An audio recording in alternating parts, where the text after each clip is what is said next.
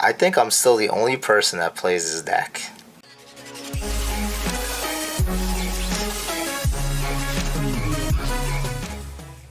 What is up, guys, and welcome back to the channel. Got another exciting deck profile, and if you guys have been a fan since the start of Duel Humor, you know I love this deck, and it is Subterror. I am bringing it back post June 2023 BANLIST, and I think you guys are gonna love this build.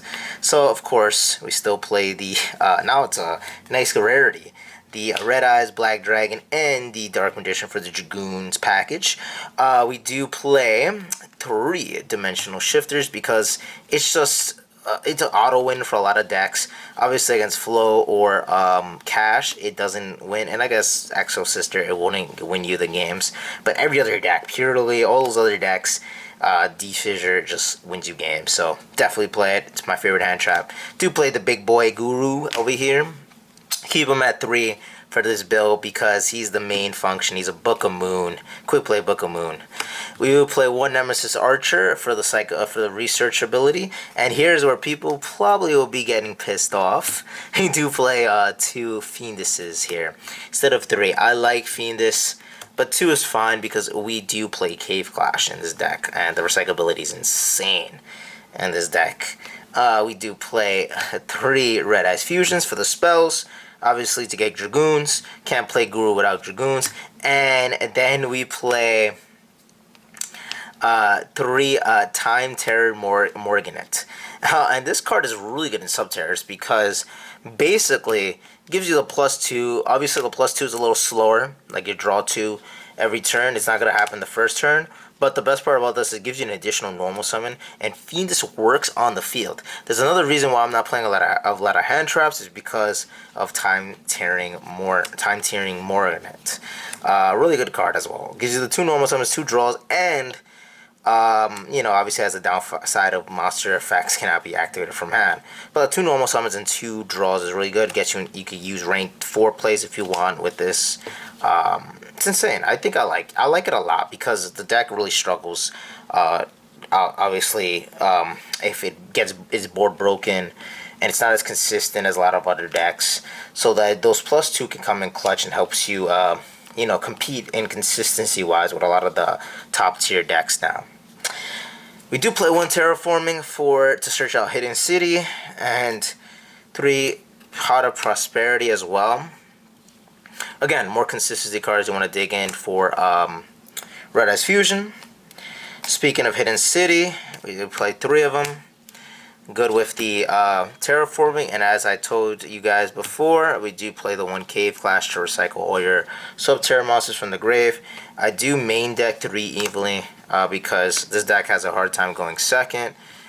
So at least with Evenly, you can win a lot of matchups.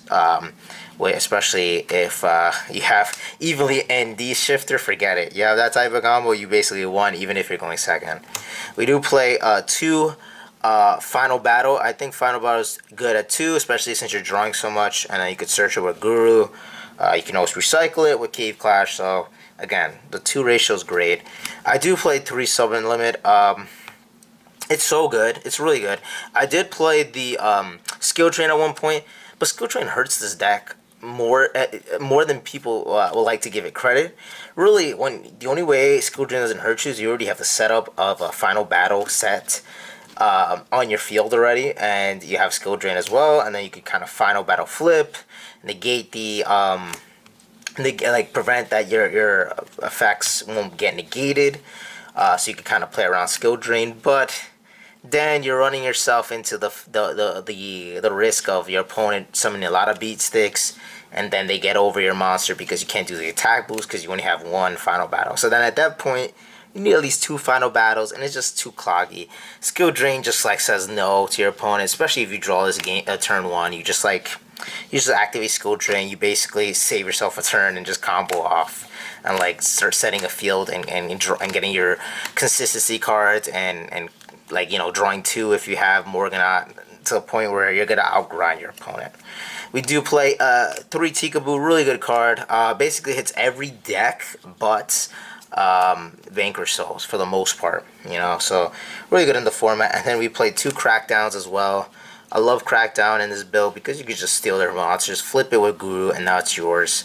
Or you could just do what you can use it against cash before they activate their effect, and you can get Fenrir or Unicorn and then start trolling them with their own monster. It's insanely fun, and I love that about Crackdown, especially in this format. It's so good.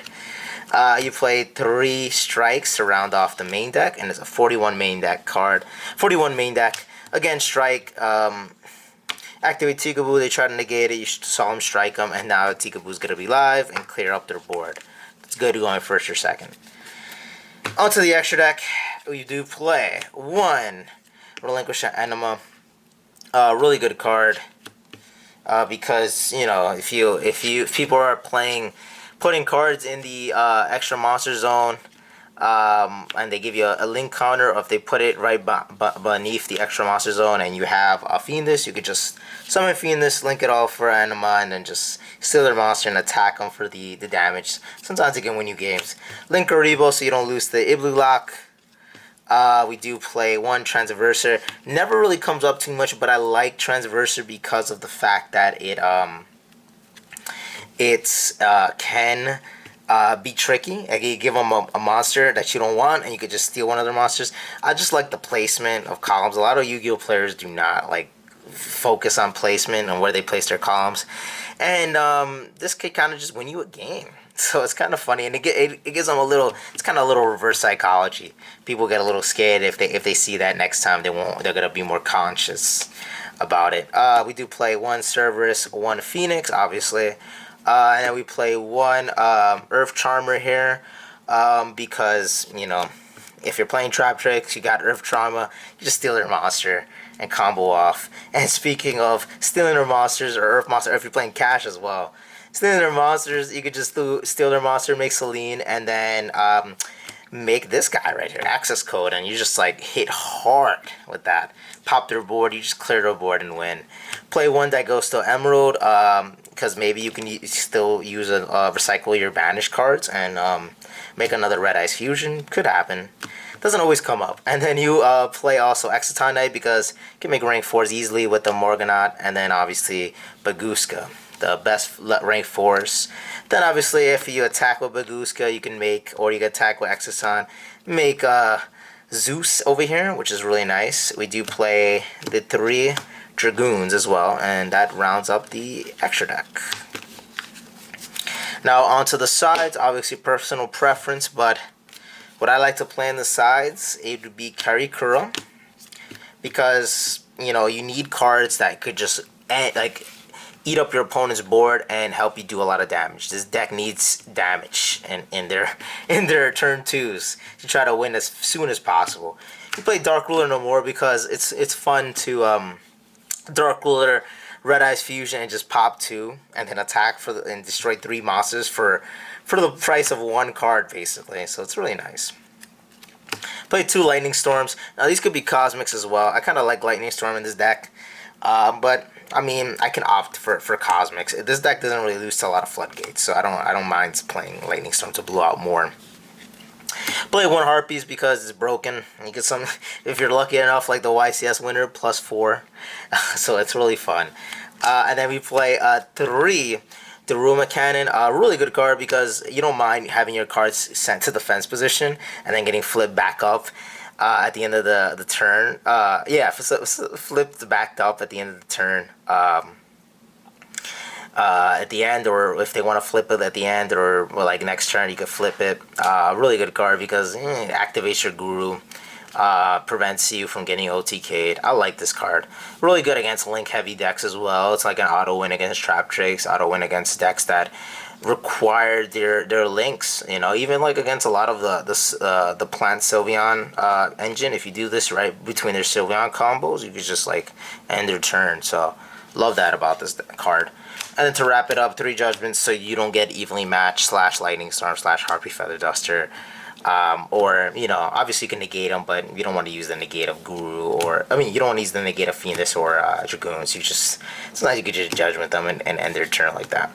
Anyway, that is it for the deck. I love this deck, so I'm always putting updates for it. If you have any questions or suggestions, hit it in the comments section. I want to make this deck broken again and get some tops with this. So let me know what you guys think, and I'll see you guys in the next video. Peace.